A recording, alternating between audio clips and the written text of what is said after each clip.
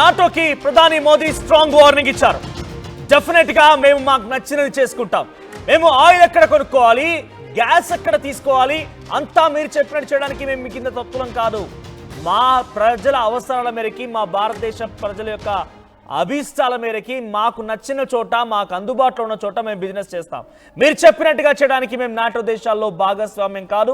మేము అమెరికా అధ్యక్షుడు దగ్గర మీలాగా వంగి కూర్చోడానికి, మోకర్లిపోవడానికి మేము బ్రెజిలో లేకపోతే ఇతరత్ర దేశాలు అనుకుంటే, జర్మనీ, ముఖ్యంగా జర్మనీ, బ్రిటన్ లాంటి దేశాలు అనుకుంటే పొరపాటు పడ్డట్టే.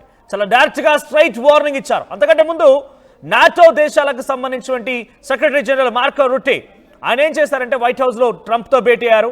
ఆ తర్వాత మరుసటి రోజు అక్కడి అమెరికా సెనేటర్లతో మాట్లాడుతున్న సమావేశాలను చాలా క్లియర్ చెప్పుకొచ్చారు. రష్యా అండ్ చైనా, ఇండియా ఈ మూడు దేశాలు మీ యొక్క సఖ్యతని, మీకున్నటువంటి విధి విధానాలను తగ్గించుకోకపోతే, ఒక రకంగా వాళ్ళ వార్నింగ్ ఏంటంటే రష్యా దగ్గర ఇండియా చాలా పెద్ద మొత్తంలో ఆయిల్ కన్జంప్షన్ చేస్తోంది, ఆయిల్ తీసుకుంటోంది. కాబట్టి దీని నేపథ్యంలో రష్యా కొంత ఆర్థిక వనరులు సమకూర్చే ప్రయత్నం జరుగుతోంది.